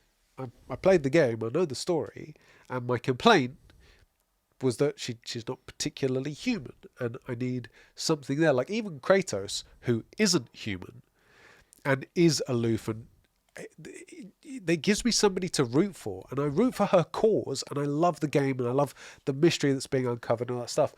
I just want to root for Aloy a bit, and I do think that it's probably coming. I feel like this game has a lot of scope for Aloy's growth, because she even says early on to Val, she says, "Oh, you know, I was sorry, I wasn't used to big parties. You know, I was growing up as an outcast, so it's not really my scene." I'm like, cool. One, that's exposition for people that don't know Aloy, and so it's explaining her background. But two, it's like, sort of, this is why I did that thing. Cool. I just need to see more of it, because she's so close to being perfect. This game is so close to being amazing. I need my Kratos. I need my Ellie. So I'm hoping. This is the reason why I messaged you and I said, bro, I think you should play this. Yeah. Because I think something's coming. Cool. I haven't seen it yet, just to confirm, but I feel like you said. So I didn't. It's been a long time since I played Horizon Zero Dawn. Played it since That's why first when time. you brought up your things, I was hearing what you said, and I was like, I feel like I remember some of this stuff, but I haven't played it in a long time, so I should have really gone back and played it, and then I before meant playing to and this one. forgot. Yeah. But who has the time to do this stuff? Now, had I gone back, I think I might have aligned on some of the things that you said, because in this, it does seem like they go even further. It does seem like they're setting up something. I feel like they're setting up how she's pushing everyone aside, pushing everyone back. I don't need your help. I don't need this. And then eventually it's going to come to a point where it's like, actually, I do need people, and she's gonna have that redemption, right? And that's because I can kind of foresee that. I was like, this would fix everything for you, and it would make her much better. It really and I would. want you to have that redemption as well as Aloy, because otherwise the game's amazing. Horizon Zero Dawn is incredible, excepting Aloy. I just didn't vibe with her, and I know most people didn't. That's great, and I really mean it. I didn't, and I would like to. So like. My big complaint, that first early section, her friend comes to find her, Val comes to find her, and a normal person in basically enemy territory surrounded by all these, you know, things that are trying to kill you would see someone and go, "Oh, you came just to help? I appreciate you, man." Yeah. I could use the help, or even if he's getting in the way, like, it's nice to have some company. She's not on her own for months at a time. Nothing. But then there's little glimmers where, like, she's trying to explain, like, oh, hey, here's a focus. Like, you see the world like this all the time? Yeah, all the time. You'll get used to it. Don't worry. Or this thing? Yeah, that's actually not that. That's one of these. Don't worry. You'll get used to it. She's like a pretty good... she's helping him into the world. And then she finds that thing that she's looking for. It's not what she wanted. And immediately just bites his freaking head off. Yeah. But again... like it's his fault. But again, if she grows, I'm okay with it. She needs, because you have to grow from somewhere. Yeah. And I'm okay with that. I just want to see. That's all I'm asking for. And then I'll say it. The game will be a 10. I genuinely think that's where it's going. I could be wrong, and I could eat like a whole pile of pie, but I do think that's where it's going. That's why I wanted you to play. And I'm getting that feeling that the real problem is if they don't deliver on her growth. I will have nothing good to say about her, and that will kill the game for me, despite the fact that it is, because Zero Dawn's a good game, like as a thing to play. Looks good, great aesthetic, plays smooth, combat's fun, crafting's good. But she's the main character. Right, exactly. Play the game I don't have anyone to root for. I root for Kratos. I root for Ellie. I even ended up rooting for Abby at certain points. You know, I root for Jin. Actually, Jin's a terrible example. His story is so freaking boring, relatively speaking, and Jin gives us so little to attach to, but then there are those moments where, like, oh, he feels guilty about his dad dying, even though he couldn't have done anything, which is perfect. Feel guilty about something you couldn't possibly have affected. How more human can you get, you know? Like, I just need something like that from Aloy, and I do think it's coming. It feels like it's coming. So far, though, the fact that they wrote her perfectly talking to, like, her friends when she got back is really bugging me, because it means that they got the ability, they just don't do it. Right. Right. And it is so different that it can't be a mistake. But that leads me to hope that growth's coming. And if they do that, it will be a 10. Because, man, is this game good fun. Yeah. You know, it's good to look at. I mean, it plays so... It's just so good. It's primed to be perfect. Yeah. So that's all I need. So I'm going to try and put a good session into it over the weekend. Good. Yeah. I'm glad to hear it. I am really, really loving my time with it. It's... So as I said before, I'm like 90% of my time is doing the side missions. That's a good thing, though. That is a good thing. Generally. And also the quality of the side missions are amazing. I'm talking like Witcher 3 level. I was just about to mention the Witcher 3. Because it's crazy how they've jumped so much. So they come about organically. So there's always this one mission that I think of where you find this hunter and he's explaining about his life taking you somewhere. I think there's a werewolf or something like that. You're hunting down a werewolf, and you learn, if you sort of read between the lines, that he and like a local prince or baron or something, his son, were lovers, and it cost him his job, and the guy committed suicide because he was gay and stuff like that. And you're like, this whole story of this nameless character basically came about so organically. You find them organically. It feels it anyway. And you're like, man, this is a real world. These are real people. They have real troubles and stuff. And is that how the side content feels? Or? Yes. Oh, okay, sick. And it adds, as well as like, because there's one example that I can think of that isn't really spoilerish. I just walked into like a tribe and whatnot, and this one guy's injured on the ground, and these other two people are talking. They're like, and it looks like, what the hell happened here? It's like we're going out like getting animal hearts, the machine hearts, I should say, so we can appease this one guy who gives us water. It's like it's fucking oppression because water is such a basic human thing, and we need to prove that we are allowed this basic human thing. But if we don't do it, then our whole tribe dies, and there's people dying all around them, and the way it's delivered is so good. And on top of that, they seem to be, I could be wrong on this, but even the side content characters are all mocapped, which is stupidly expensive, but it adds to that whole realism. People are like, you can tell that these 4 people are standing in a room together, and they're going like this and pointing at each other, and then going around touching each other on the shoulder. Nothing takes you out of it when you have a mocapped person speaking to like this lifeless animation, right? And then or like looking off, and the looking doesn't line up because they're not facing the right place, or whatever. Yeah, like that. And the fish mouth. And like Aloy's face is just as detailed as all of their face as well.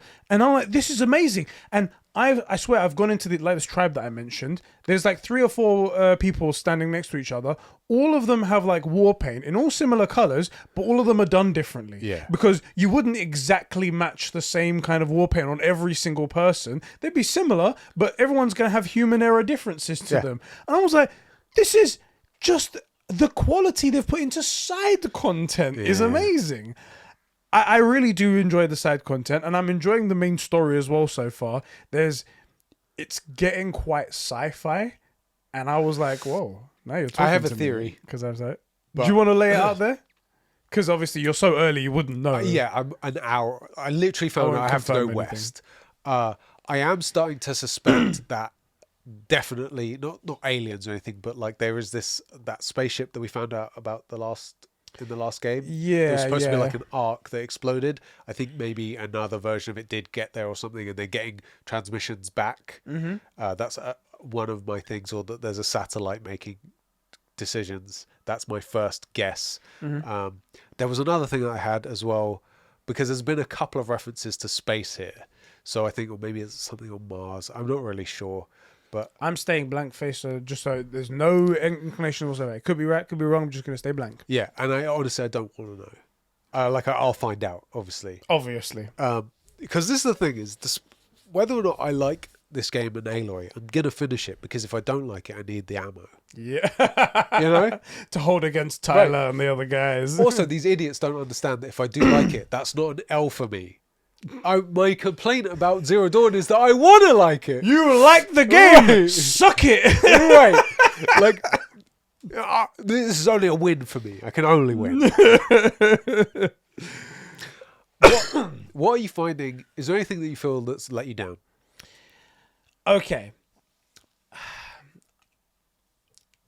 This is a bit weird for me. So it's the jumping. So this is a new thing where like you can like scale things and like and jump and like grab a ledge and whatnot. Verticality is massively increased. Yeah. Exactly. The jumping and climbing doesn't always 100% work the way I intended. Okay. It's a bit like, you know how in Assassin's Creed where sometimes it just fucking wall ejects wherever the fuck it wants to go. I'm glad you said this because this is my complaint. This is what happens sometimes. There's one point in one of these cauldrons where you have to go. Cauldrons are all puzzles essentially, and you have to jump from certain places to places. And I went to a ledge, and then it just automatically ejected me in another direction. I'm just like, for fuck's sake! And then you have to start all the way from the beginning and go all the way up. Sometimes it works out well. Yeah, most of the time it works perfectly. Yeah, like if you ever hit the scan button and you see all the yellow lines on like a rock wall and whatnot, it's like, whoa, I can scale this whole thing. You just need to like go up, and it will just it'll find its way up. And I'm like, this is really cool and fluid. But then there's sometimes where like, I don't know, I make a jump and it will grab onto the ledge, and then there's like a second and a half where she's like swinging, and then she pulls herself up. And I'm like, I don't have all day. Make this go faster. Scaling that tower in those first sections, you have to release something so it falls over. Scaling that tower, I had these two thoughts within 5 seconds of each other. Wow, I can't believe this is so fluid. It's basically parkour. This must be what James and stuff are talking about with Assassin's Creed and how it was so amazing, blah, blah. And then I went to run across, there's like beams that stick out and you have to jump across a bit. Aloy missed them because I piloted her and she's supposed to like, make her way there. Missed them 3 times or walked off the edge first. Okay, made sure I was on it. Cool. Jump, missed it. And I'm just like, how could I have... So, but again, that is either user error, and it could well be that I'm putting in too much or not enough input. Yeah. Or it could just be clunky and maybe it'll get patched. I will also say that with that verticality, like where ladders are and stuff, and what you're supposed to like, you get that thing to pull stuff. Yeah, the pullcaster thing. Pullcast, that's it. Isn't always super obvious. Like to get up there, I was looking around. So I was in the position where I went and dropped the thing down to get up, but there were 3 robo dinosaur thingies around me, and because of that, I wasn't paying attention to what drops. Right. So I didn't know exactly where it was, and I had to run away and like fight these the bots, the otter things, whatever they are. And then I finally find my way back to the thing that dropped down. Can't find my way up. Can't find the thing to interact with. Even scanning it, like there's a thing that you have to pull. It showed up blue, but then the pullcaster wasn't attached to it like 4 times. So again, it's me. It could be a bug. Like I get it, and that's everybody's seen it by this point. I do get them a lot more than other people, but like that. Or like I'm in somewhere, I got to like find a way across a gap, and I try and jump it. Okay, can't jump it. Try and pullcaster, can't do that. Try and jump and do the thing, can't do it.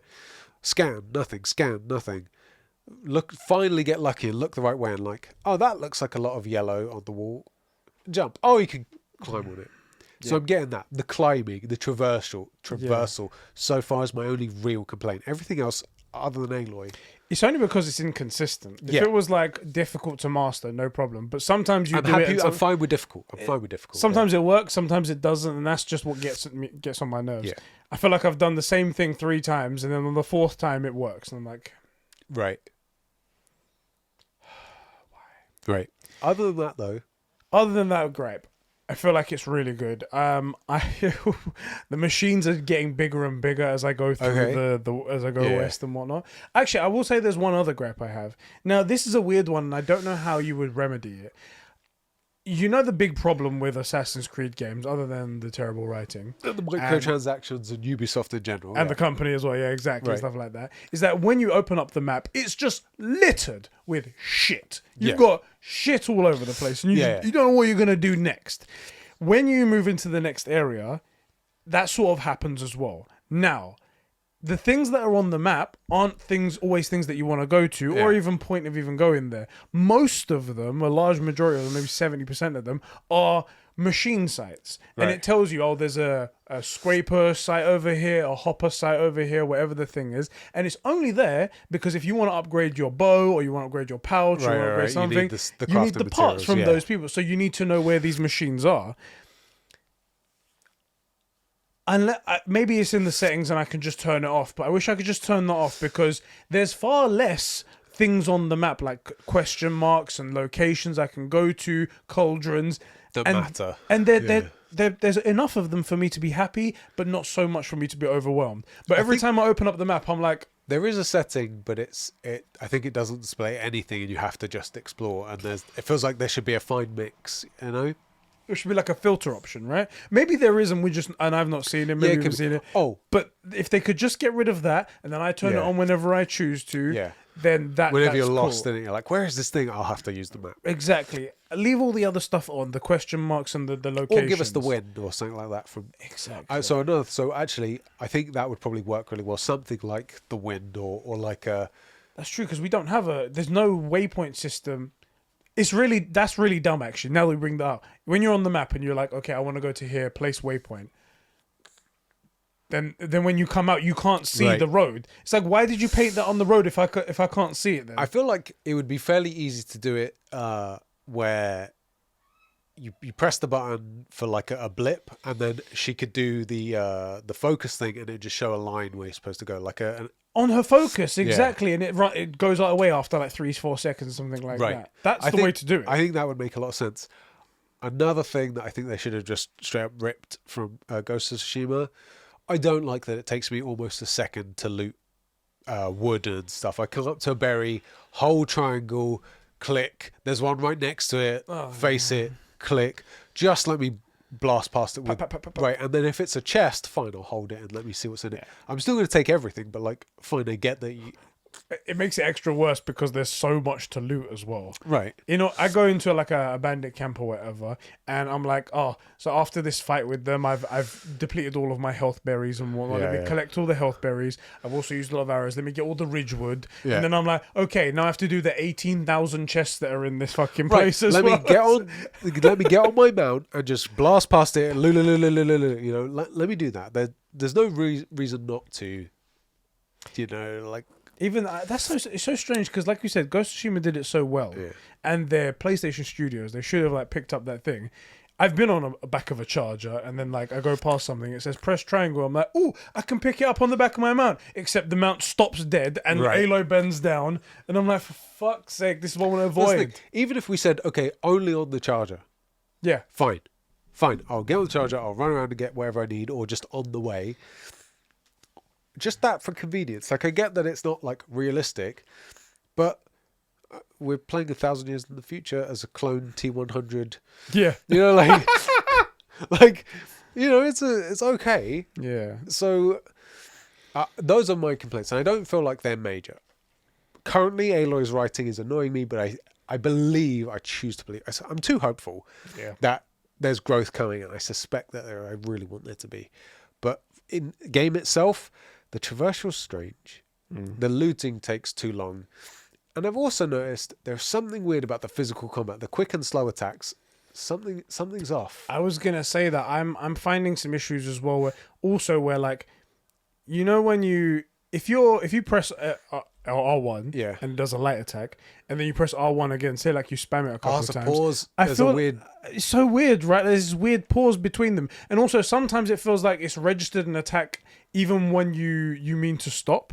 And I'm like, oh, from a previous button you've pressed, and I'm like, I've done the thing. I don't need to quick do it attack, anymore. quick attack, strong attack, and it went. But I think I might have pressed it 3 times. So I went quick attack, probably spammed it, and then went for the heavy attack, and it went click, click, click, heavy attack. I'm like, wait, I didn't mean to. I was meant to do a heavy attack now, so I guess that way. Also, you can't really, at least right now, maybe it's something that will change. Maybe it's like a points system thing. But chaining those attacks is very difficult. Or it doesn't happen smoothly where I can just be like quick attack, heavy attack, switch enemy, quick attack. You know, it's not. It doesn't feel like it's changed very smoothly. Again, in fairness, she's like a 60-kilo girl fighting robot velociraptors. So like maybe she shouldn't be attacking them super aggressively, which I'm cool with that.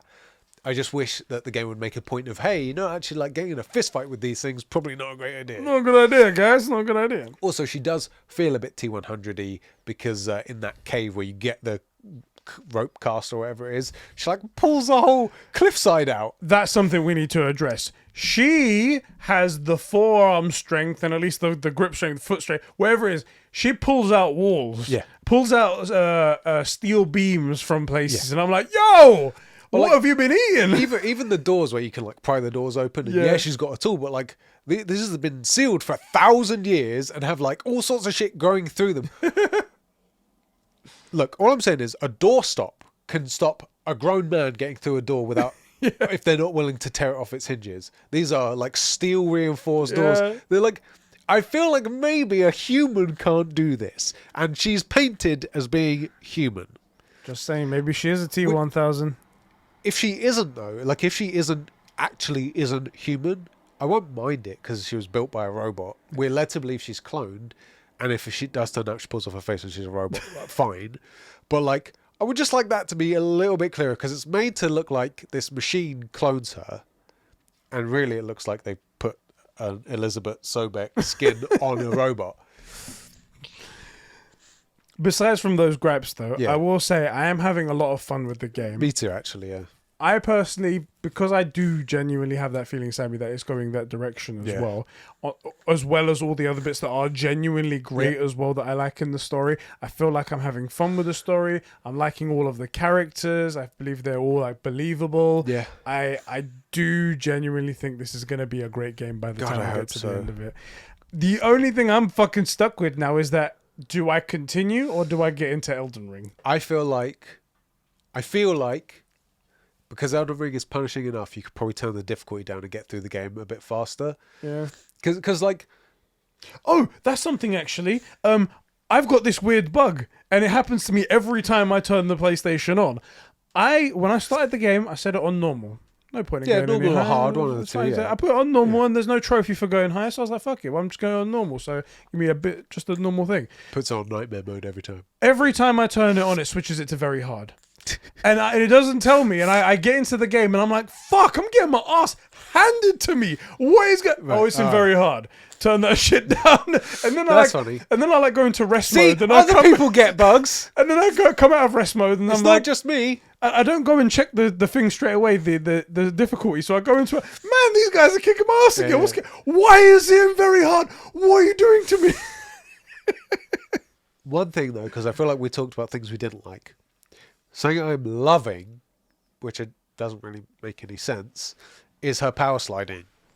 Far too far. Far too far, and I dig it. I dig it. It's Apex Legends level. Yes, it is. I'm sometimes sliding and I'm like, cool, that's fun. Whoa, where you going, bitch? Where you going? Come back. The first time I did it, it got me killed and I laughed my ass off. I was running and I went to stealth in some grass. She slid all the way through the patch, lengthways through the patch into like one of these freaking robo otters with mining equipment on its face. I'm like, no, what are you doing? Like, what are you doing? And even Val's like, hey, we need to be careful. I love it. I don't know why. It's just so satisfying to me. The one thing I wish they did have, when you have your companion nearby, like Vaz or something that they did the Sully thing from Uncharted. Nate! That would be cool. Like, Aloy! Smokeless fire! Aloy! Yeah, that would be good. That would be good. And what... Look, so far I'm enjoying it. Yeah. And I think the problem is I enjoyed Horizon Zero Dawn as a game, just not as I want to get... Well, I was about to say I want to get into Aloy, which is also true. However... Can I say something right now? She's only gotten hotter. Oh, she's hot as frick, yeah. Only gotten hotter in this. If she would just be not a little that that's bit more a bar human. for anything, just before anyone gets any bad ideas, but she's gotten way hotter. They've got this thing as well. Like if you've not fought for a little bit, she's just Aloy. But if you come out of a fight, they give her some like rosy cheeks from like obviously exhaustion and whatnot. And when you go into photo mode, I'm like, she actually worked up quite a sweat. Yeah, I mean, there's a reason they put makeup, to stuff like that. I'm digging it. I will say as well, like, I appreciate that, like, so in a lot of fantasy games, like World of Warcraft, for example, you get like warrior armor, and on the dude it's like full plate, on a chick it's like a bikini, right? Yeah. It's a bit much. Aloy, they went the other way, and she's like fully covered, which totally makes sense. But they were saying about the way she like leans on her hip. Yeah. That is, yeah. She is smoking, and Also, the way she, just everything about her is just so sexy. So She, again, she's a bit cold, you know, and if she's man hating. No, I'm joking. there is that as well. But I mean, I can deal with a bit of disdain. You know, she's got the stern. Tell me how much you hate me, baby. Right. Tell me. So like it is interesting, and I'm all about redheads, like Jessica Rabbit and all that stuff. Like I'm all for it. Just need her to be a little bit more human, and it's a weird game. Like I wouldn't say like, oh, I want a romance option in it. Like, and I wouldn't have said that about Ghost of Tsushima. But then you and Jin and Yuna have that one. Is it Yuna? I forget her name. Yuna is from Final Fantasy X. What is her name? Who are we talking about again? Ghost of Tsushima, the chick that helps Jin out. Was it? I think it was Yuna, wasn't it? Yuna sounds familiar. Ghost of Tsushima characters? Maybe it is Yuna. Yeah, it is Yuna. Thank God. You were going to be called a fake Ghost of Tsushima fan right there. They have that moment where they're drinking up the top of the tower just before like the big attack, and I'm like, why aren't you guys clapping cheeks? Yeah. Like, it makes sense here. Like you go, you know, like you've been through all this stuff together. You're potentially gonna die. You're drinking. You're like reliving memories. You have a shared bond. Like it makes sense here, and I feel like I'm not saying I want a romance in Horizon Zero Dawn, but if it makes sense, I feel like it should kind of be there, because I feel like Val has a puppy love thing for Aloy. He definitely fancies her. Or let me say, in the first game, I was like, this dude's totally hitting on her. They're about the same age. Aloy doesn't seem to notice or care at all. And I'm like, it's just not very human. Even if she's not interested, like, it would be cool to see her get nervous. Yeah. Like, oh, I'm being hit on, I don't know what to do. Like, it you know. Because you hadn't been hit on before, yeah. Right. So, if it makes sense, I would like to see it there. If it doesn't make sense, I'm cool with it not being in there. I don't think it needs to be. But, like, that scene for me with Jin and Yuna, it was less immersive because this scene was totally saying that, and it didn't go there, and it didn't make sense. Like, it makes sense for them to do it. They're potentially going to die tomorrow, you know, and they have a connection, and like make it happen.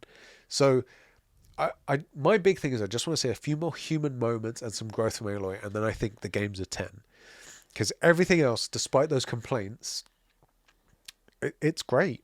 It's great. Let me put it to you this way. Marvel's Guardians of the Galaxy was way more clunky. Yeah. And was probably the best game of the year last year. One of them. It was really good. And it was our game of the year for True Game Podcast. Yeah. And this is set to be 5 times better. Yeah. Not that it was bad at all, but just like you're only following one person. You don't have a huge team to manage. You know, you don't have to pick people's moves. They're going to do whatever they're going to do. You only have to really worry about Aloy. All they have to do is write Aloy into some character growth, and it's perfect. Yeah. So I'm enjoying it, man. I want to bring up this one tweet from GameSpot. So this was given to me by Zacchino. Shit. I totally forgot. Go on. Full game review, because I've only played 2 hours of it. Oh, yes. 4 out of 10. It's not a really warm story. If you're looking for something like that with family values. Seeing as you mentioned that, I'm actually going to bring up this one guy. Mike Rose wrote on Twitter. He's a game reviewer, and this happens every time any game comes out. Reviewers just believe that they're right in this, that they don't have to finish games. He says, you don't need to finish a game to review it, and your editors shouldn't be asking you to do that, especially when it would destroy you to do so. In my 8 years of reviewing video games, I probably finished around 10% of them. What? And my opinions were rarely out of line with others. No, you just copy past people's work, and your opinion was in line with others because they also didn't finish the game. This is ridiculous. Even I gave my, this is what I would write if I was writing a review for Sifu. And that is, these are the things I like about the game. I only got this far. It's not my kind of thing, but it's actually really good. Yeah. And even then, you're not putting like a full game. If I was getting paid for that review, I would have finished it. That's another thing as well. The requirement is, the job is, you are a game reviewer. We are paying you so you can review this game. You don't go, well, I booted it up and I saw the menu and I saw the intro logos and I'm giving this an 8 out of 10. I feel like everyone should go buy it. And what the fuck? This is your job. This isn't his job. He's just playing it for jokes and talking about it. Two things regarding Sifu. One, let's say it was too hard and I couldn't have got past Sean. Like, it was just totally unable. My review would be, these are all the things I like about it. However, the game is very difficult. At least it was for me. I wasn't able to get past Sean. This isn't a full game review because I actually couldn't get past it. So this is the end of that, mate. Yeah. This may be patched. It could just be that I'm shit at gaming. Yeah. You know? Or, and this would have been my first choice, maybe, right? I'd get someone better and be like, yo, you've beat Sifu, I need you to beat Sean. I can't get past him. I cannot beat him. Help. So, like, you can't get past Sean. And then, okay, they beat the boss, cool. And then you play the rest of the game. At least you finish it, right? And then I would also admit, by the way, Sean, ridiculously hard. I couldn't beat the boss. I had to get someone to help me. You're probably better at gaming than I am because you're a gamer and I'm a journalist. But like, be aware, I play games for a living, which by the way doesn't make anyone any good at them. No. And I couldn't get past. But here's my review. You finished 10%? I love how he said that just openly as like a badge of honor. I don't play games. You shouldn't even have to finish them. What are you talking about on my days? And what's worse is that puts his professional integrity on the line as well. It's like, I don't finish these games. I don't play these games. I'm a surgeon. Them. You don't even have to finish your surgeries. I've only finished maybe 10 of my surgeries. I make the incision, then I walk away. And I pull the heart out. What happens next is up to other people. I just review their like chest. Exactly. Yeah, it's like, what are you freaking talking about, you idiot? And then it gains credence because more people in the space are going to come to that chick who said, oh, God of War, it's a 7 out of 10. It's not really a warm story. Well, if you played the game... So dumb. You would have seen exactly what would have happened. Oh, my days. This is the GameSpot review that Zacchino sent me. This is GameSpot talking about Horizon Forbidden West. Puts a bunch of like goods and bad comments down here. One of the bad points. Okay. Stealth is much more rewarding than combat. So basically, the stealth is too good. Therefore, it's a bad point for the game. What? The stealth apparently is so good that it overshadows the combat. Therefore, that's bad for the game. I'm a stealth is optional kind of guy. Yeah. I will say, most of these bots have to be, I can kill them with 2 critical shots from the bow or sneak up on them and kill them. And so the stealth seems very powerful. 1, it makes sense for the game that Aloy isn't going up against robo-velociraptors. 2, ninja. 2, that she might know where the weak spots are. Yeah. How does this make any sense? And but like, I love that something being so good is a negative point to them. Also, like, these guys aren't playing it on hard or very hard. Like, I did that where I snuck up on 2 things. And I'm like, man, this is a bit easy. So I went and beefed out the other things. You know, I shot 1 or 2 on the way and then went and did the combat. Like, you can choose not to. And if you're getting swarmed, you can run away and stealth. All you have to do is remember when you're going to slide, do it a mile before the leaves, and then you're like, you won't slide through it. Do it way before. You can't trust games journalists, and this is why I don't actually care what people are rating Horizon. I don't actually care what people are rating Elden Ring. I waited to see if my timeline was full of people saying it's shit or it's awful, and then you said to play it, and I still left it a couple of days, and then I played it, and that's what I'll do for enemies. I already know that everybody who likes the Dark Souls kind of games is saying Elden Ring's amazing. Yeah, Katie's just jizzing herself all over Twitter. So is who is it? Is it Higgins? One of them. A couple of them are all about it. Yeah. Ben, Random Wavelength. They're all like all over the shop. Most of them are jumping ship as well. Horizon's pretty good, at least from what I've played of it. Yeah. And everybody doesn't have the problems with Halo that I do. And they're all jumping ship to play Elden Ring. Not because Horizon's bad, but because they seem to really vibe with Elden Ring. Yeah. So this was always going to be a tough situation anyway, because they were both poised to be really, really good games. Yeah. And, mate, I don't begrudge anyone for picking either of them. It's just that you've got two great games. You just got to make that decision and run with it, man. Also, There's no bad way to do it. They don't have a time crunch. You know, exactly. Like, we're content creators and we don't really have a time crunch. If we were doing reviews, more time crunch. But like, we can play these games at our leisure. It's just nice to talk about them when they're new because it's better for views and stuff. That's it. And I've got a self-imposed thing as well. No one's banging down my door saying, Eddie, you have to play this game so I can hear about it next week. I would like to provide that. Yeah. But, I mean, it's just impossible, isn't it? I mean, especially this week. Anyway, that was all about Horizon Forbidden West. Yeah. I'm intrigued to see way more. I feel like the story is going somewhere great. I'm hopeful. We'll see. I hope it goes the way I think it is, and I hope it redeems everything for you as well, so you get a better outlook on this game. It really just is the Aloy writing, because everything else seems spot on. Like, the story seems really intriguing. There's a lot of hooks. You still have to see all the new machines. Yeah, exactly. Oh, like, this is the thing. I'm not going to stop playing it. Like, it looks good enough for me to finish the game. I want to go to these tropical areas, see like the robo crocodiles, all that shit. Yeah. All I want is a human bridge into the world, and Aloy feels a bit robotic. But I also, it seems like they know, and they're working on it. Let me let me read some of the reviews that were written by our guys. I mean, I got where are we here on? I'm on the wrong freaking page. Yeah, for some reason I closed down Discord and now it's taking forever to open. You got freaking what the hell?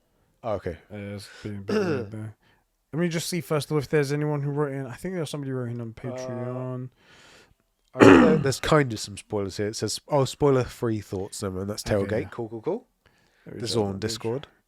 Okay, yes. So Private Dingleberry wrote in to patreon.com/Conbrosations, just like you guys can. And he says, I've been absolutely in love with Forbidden West. As someone who's never really vibed with Aloy very much. Gaming. But he says for different reasons than Sheps. Obviously, he didn't notice the man-hating parts of it that you... He hates because she's ginger. Soulless gingers. He goes, I found her character we both agree she's soulless, just for different reasons. Exactly. I found her to be much more likable in this game. It's also one of the best looking games I've ever played. Gorgeous, yeah. And I've found myself sinking ridiculous amounts of time into the side content. I have almost 25 hours in the game, and I haven't even passed the first section of the Forbidden West yet. Mate, we are 2 peas in a pod. I think I'm around about the 15-hour mark, but I swear, like 14 of those hours are just side content. Overall, it's a perfect sequel and the game we all needed it to be. Hooky then writes in and he says, I'm going to be completely honest. I don't care for Horizon Forbidden West. It's because it's not on PC. That's why he doesn't. Fair enough, isn't it? And he says here, and it's because it's not on PC. That's what he says. Right, there you go. I see. Oh, yeah, I actually see that. It's right there. Goes, I've already said this on the podcast before, but I tried out Horizon Zero Dawn and it just didn't grip me after 6 hours or so. When Horizon Forbidden West came out, Eddie posted a tweet saying something like 90% of his time was just doing side quests, which really put me off. And as of like a year ago, I think my taste in games has changed nowadays. I'm more interested in smaller, more linear games like the greatest game ever made, God of War. No, he says Metal Gear Solid 2. And a brand new open world action adventure light RPG with stealth elements game just to cross off 200 question marks on a map for 70 hours really isn't it for me anymore. God of War was pretty cool though. Anyway, thanks for the content, fellas, you give us. You're both doing well and play Metal Gear Solid 2. Thank you very much. Thank you, Hooky. Nice words, man. It's interesting. I feel like he sort of read something into your tweet that you didn't intend to go out there. Just a hair bit over. Like I said, he's probably heard what I've said here now and he feels a bit differently about it. But I don't feel like there's as many question marks. Well, there are question marks on the map. I interpreted it as not as you saying, I'm constantly being interested by the side missions that are put in front of me and finding myself exploring them. Not there's all these question marks. I'm having to go one to the next, to the next, to the next. Yes, I went and I explored a side quest and I realized how good that was and how good quality it was. And then when they introduced a character and they said I'll be at the tavern or something like that, I was like, I kind of want to see what's going on with her. She said something quite cool, so I want to show her. And then I go in on that, and then there's a bit like a Gwent mini game they've got in the game as well, and that's quite cool as well. Cool. I chose to do these because I felt like they were quite good. Not that I had to. I don't want to. I'm not going to try and recommend it to you or anything like that. Yeah, especially if you didn't vibe with the first game. Exactly. But it was just a little bit different to the way that maybe you read it in there. Maybe after the discussion we've had, you might understand that a little bit better. But still, it's your choice, man. If your tastes have changed, that's cool with me. That's cool with me. Okay, I'd be interested to know if you've played Doom Eternal. Oh yeah, because that sounds like it would be a very similar to what you're asking kind of game. Very linear, but awesome. Still good story. There's a bunch of story in there that you pick up as you go through it, so exactly. it could be the way to go. Discord, yes, genuinely the best Discord on the internet. If you want to head over there, check out my favorite rooms, show and tell. So anybody in our community, if you've got like a talent or something to make music or do art or anything, take photos, whack it in the show and tell room. I need to say something. You know how the filthy FIFA fanatic Joe McCormack tells us that he actually doesn't play FIFA that often? Liar. Look at what he's playing right now. Liar. Outed by his PlayStation. Playing FIFA 22. This guy right here. You sussy bugger. And he's been playing for 13 minutes. Disgusting. Liar. Disgusting.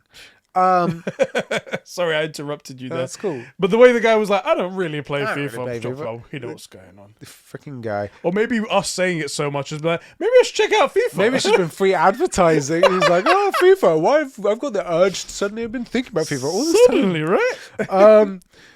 Where are we? 2 rooms you said was good. Oh, yeah. And then... show and tell and? Well, the Patreon exclusive top row room's obviously the best.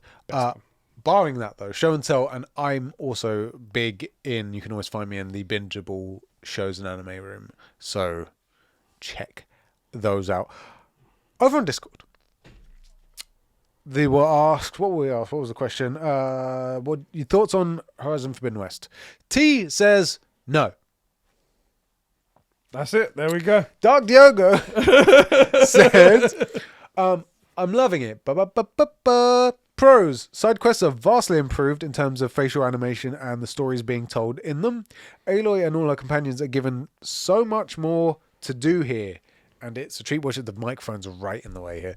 And it's a treat watching them all interact. Combat is improved too, mainly spear, which I love. Cons. Not really, but also just a bit. What? Just say cons, man. The game can't have cons, okay? Story compared to Horizon Zero Dawn isn't hitting me in the same way. It's decent, but sometimes it feels like it's lacking something. Also takes a while for it to really get going. As great as the side stuff is, there are still some BS markers on the map and a fair bit of collectibles, even if they net you some good rewards. The map is huge. And the amount of side content can sometimes feel overwhelming. I'm 47 hours into the game. Ooh. Damn, son. And overall, completion is 60%. That's insane. And only 12 main missions have been done. I'm currently level 42, and my next main quest is level 26. I think that tells you as to the amount of side stuff here. You good? I'm dying. I'm really dying. We've been sitting for a long time and my back is Let's dying. just get through these comments then, because you are actually on death's door. Yeah, Ryan writes in and he says, okay, Horizon is fantastic. I'm 10 hours in and I haven't entered Barren Light yet. Mate, it's too Yeah, easy me neither, to get sidetracked. 10 hours though, fuck, that's some shit. There is so much to do and see. I spent ages at the top of the ruined Karja towers looking out over the dawn and taking screenshots. The graphics are amazing, although the resolution mode in settings is abysmal and runs like about 10 FPS. That was one thing that I noticed in the first patch, that the resolution mode, it was supposed to be 30 FPS, but I noticed drops and dips all the time. And I was like, this is just bullshit. I'm in performance mode the whole time and I'm not taking pictures. So, but I'm really looking forward to see the guys on Twitter what they can make. Yeah. I started in resolution mode, but I switched over to in performance mode. Then I switched over to resolution. I haven't gone back. I just not that it's. I prefer the performance, but it just looks so gorgeous. Yeah, especially are you playing it on the OLED? Yes. I mean that makes total sense. I'm on a 1080p. Yeah, you know, like I'm not gaining. I mean, don't get me wrong. I can see how beautiful it is, but I'm not gaining anything from the resolution mode. So I've also, been by the doing, way, I would still be on performance anyway. I'm just wired for FPS. You're over just that graphics, way. you know. I've been doing a bunch of the side content and really loving this game. The side quests are much better than and are more enjoyable to do. I'm looking forward to seeing where the story goes. My next quest is in Barren Light, so I can't wait to dive back in. Dude, that's awesome, man. By the way, I mentioned last week that PlayStation were going to plant a tree for every one of the trophies, that specific trophy. That trophy is the first trophy that you get in the game. It's like when you enter the new area. Gaming. Not even like the last one. I thought it was like when you finish the game. Yeah, for completions, yeah. But it's like the first and one. Horizon's are fairly highly completed. That's going to be mad. Yeah. There's going to be tons of trees there. Sorry, hold on one sec. Yeah, that's a lot of trees. That's good. Good guy. Good guy, PlayStation. Saving the world, PlayStation, as usual. Green Arrow, aka Alpha, says Horizon was really fun. He's already finished it. Whoa. No way. How do you watch all the TV shows that you watch and go to uni and finish this game? That's insane. I love the beautiful open world and the fast pace. The fast pace and even just the parts where I was cruising around. The perfect game to play in downtime. The ancient ruins were really cool. The sound design was amazing. Yes, it is. And the destruction was awesome. Oh, wait. You meant the worst Horizon. Oh, no. Oh, wait. That was he got us. He trolled. You had us in the first half. This motherfucker. This motherfucking guy. Oh. It's way too similar to the traumatic games of the past. I've only seen parts of your streams with story skip for spoiler territory. Clipping was awful to see, and I'm not sold on the franchise yet. It honestly just seems okay, at least gameplay wise. Hoping that changes when it actually play the game. Sifu looks to be the better PlayStation game in the eyes of this Xbox gamer. In other news, I got all the achievements for Crossfire X. Well done. Bad game, but right, exactly. I don't know if it's bad game. Sifu is really good if you're into those sorts of games. Not my cup of tea, but a really good game. For those of you guys that didn't get the joke that he was going there, when he says, like, I was cruising around, he's talking about Forza Horizon, instead of Horizon Zero Dawn. Yeah. Sorry, Horizon Forbidden West. He's a freaking loser. Fucking guy. He's a freaking motherfucker. Exactly. Uber writes in, and he says Uber's a big company, big fan of ours. Actually. Yeah. Elden Ring is now officially the highest rated game on OpenCritic with 87. Is that actually the highest? I think it might be. What's Ocarina of Time? Wasn't Metacritic Ocarina of Time? I thought that was the highest one. Although he did say OpenCritic, which might be. Okay, I was going to say, Ocarina of Time's got a 99 on Metacritic. Yeah, and that's no one's saying. No one's being that. No one's being that. Best, where is he at? It was official open game. Open critic score of 97. Possibly game of the year. What do you think, guys? I mean, I haven't touched it yet, but I haven't heard a single bad word yet. Actually, sorry. Scratch that. I've heard the performance isn't amazing. Okay. It might just be a patching thing. Issue, yeah, it could be just a patching thing and it gets better afterwards. But people are telling me know what they're doing. In performance mode, apparently it's like sitting around 50 FPS rather than 60.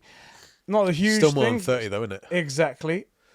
And there's a weird thing as well, like Digital Foundry was saying, if you're just looking for performance, if that's all you care about and you don't care about internal resolution and stuff like that, if you could, you get the PS4 version of the game as well when you buy this PS5 version. If you run the PS4 version on your PS5, you get 60 FPS, but then you're running the PS4 version of the game, and it was like. That's such a weird thing to have to do. You just get the game working. That's very strange. That's such a weird thing to have to do. Anyway, no ideas. I don't know. I'm not saying like this isn't a racing game. It could totally win. Yeah. Right. This isn't GT or this isn't a game Forza. that is stupid to say got game of the year for, right? Yeah, dumb. But I haven't played it. I suspect that I'm interested in it and probably won't finish it because I just don't find punishing games like that particularly rewarding. But I'm interested to play it. Like I'm keen to be in the discussion, even if it's late. Yeah. I'm sure it could. We'll see. We'll tell you. We'll tell you when it's game of the year. Don't worry. I suspect that everybody that likes this kind of game, that like small minority, are very loud about how's the best game ever made. Yeah.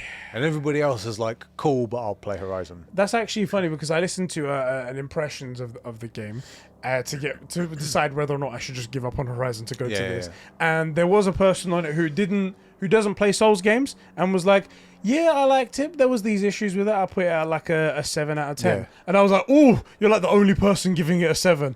That's still fairly high though. Still fairly high. Not bad. But then there was a guy who just plays Souls games, and he was like, this is impeccable. Yeah. This is the best thing since Sliced Bread. This is the best From Software game they've ever produced. Yeah. And it's just like what you said. It's just like what you said. Anyway. Tailgate says, spoiler-free thoughts on Forbidden West. I'm loving the game so far. It's an improvement on the first game in every single way. In comparison, Forbidden West is basically what AC Brotherhood was to AC2. Improved on the first game's flaws and added new and existing things to it. The open world is full of content, but unlike a lot of other open world games these days, most of the content is actually worth doing. That's good. And the side quests doesn't feel like side quests feel like wait. As are they the side quests? They feel like they feel like main story missions. Okay, the microphone is just really frustrating me. Let's go like this. Where were we? And sometimes what you did in the side quest can get referenced in the main cutscenes. That's quite cool. Tell you they're good, man. Which makes it more immersive, and it feels like your actions have an impact on the world. The parkour is nice, but can feel janky at times. That's what we were saying. And when it works, it feels so satisfying to navigate parkour puzzles. Some modern sequels also always try to reinvent the wheel and ditch the audience from the previous game, but Forbidden West is not like that. It's just a classic sequel. If you are like me and are really invested in Horizon's deep lore, Forbidden West will make you feel satisfied in your investment. Final note, Forbidden West's utilization of the DualSense haptic feedback is great, and I have played so much of the game at this point that I might have a problem. In my first 2 hours, I got to say, I found the haptic stuff to be really generic. I was gonna say because we heard there's some bits that are good. So like if you're gonna go up to a door, prior to moving up to the door, before you get the prompt on the screen, you don't get the haptics have nothing on them. But then when you get to the door, it has that secondary click and puts in. That stuff's nice, and I really like that. But drawing back the bow. That's the one we were always told. That was the big thing when the DualSense was being advertised. Like pulling back the bow, and everyone's like, Horizon. They're talking about Horizon there. If you feel something, but it's a bit of a vibration, a bit of a tension, and then it's just gone. And then you're like, that's the end of that. What's frustrating is that Ghost of Tsushima Iki Island, they added basically the rope pull thing, and that has sort of the reverse of what we were expecting for the bow, and the bow has nothing. So that's, I don't know, just not taking me by surprise, but I just sort of felt that it was lacking. Man, Returnal's the best one so far that's used the DualSense properly. I'm kind of interested to try it. And Deathloop as well with the gun jam, where like you can't press the fucking trigger anymore. That's pretty fucking cool. Anyway, it's still good. It's just not. It could have been better. I feel like that's just my personal thing. Just to finish this off, it says, in other topics, not much is going on in my life. Just pondering my massive backlog of games that I want to play. I'm not a FromSoft guy, but are you guys going to Elden Ring, because that's the other big game that's coming out? Yeah, probably will both. I'll definitely try it once you're done with it. You guys saw I've got my nice collection right here. The collector's edition looks sick. Yeah, the big sword that's coming. Looks sick, and the little what do you call that? Like stage for it? Yeah, it comes in a box that actually is the stage for it. You can just put the thing in there. It's like red moon in the background. Really cool, bro. I'm glad you're enjoying the game. I think it's really cool, and hopefully, when you finish it, it'll be everything we needed. Final comment from Reese, not Reese, says, holy shit, everyone's writing essays. Okay, I have fallen in love with Horizon all over again. The world is so gorgeous, the story is so gripping and compelling, and the fucking side content.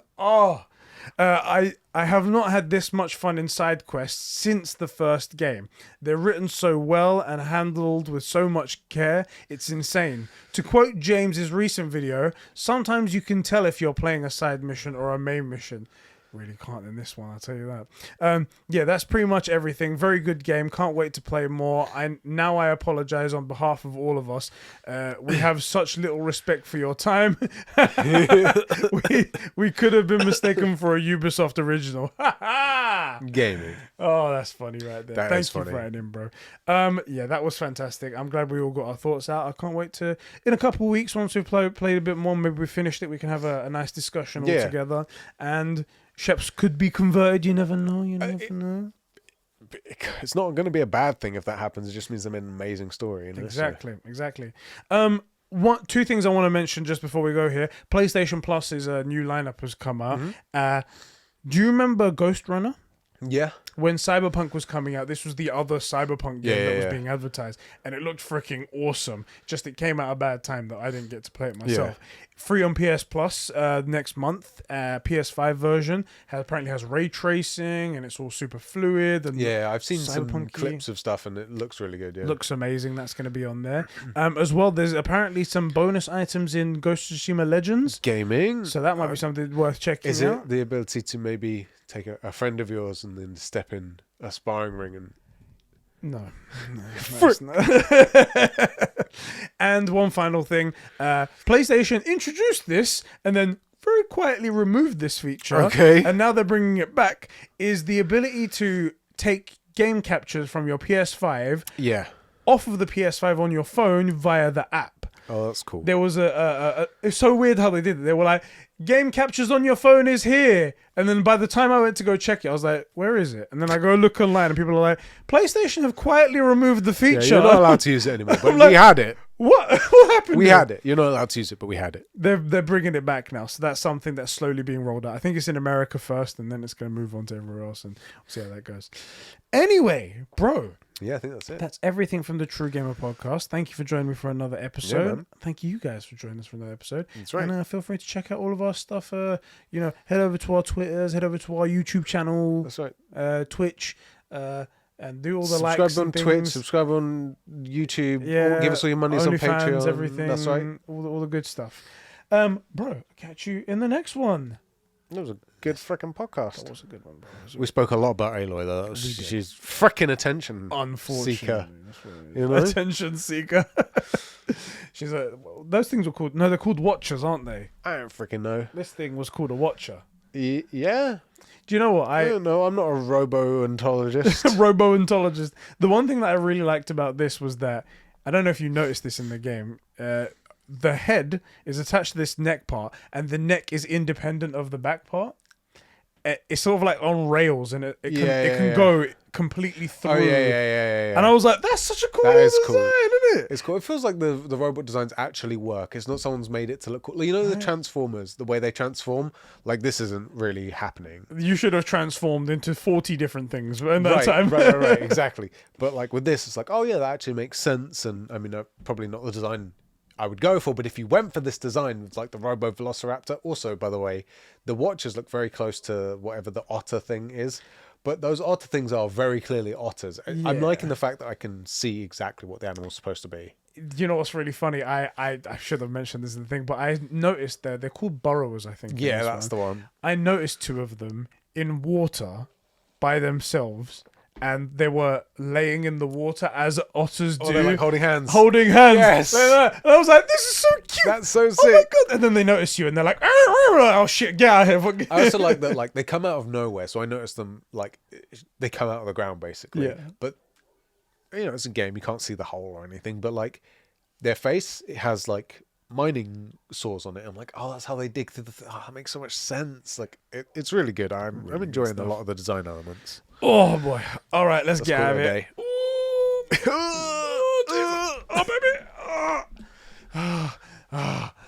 baby.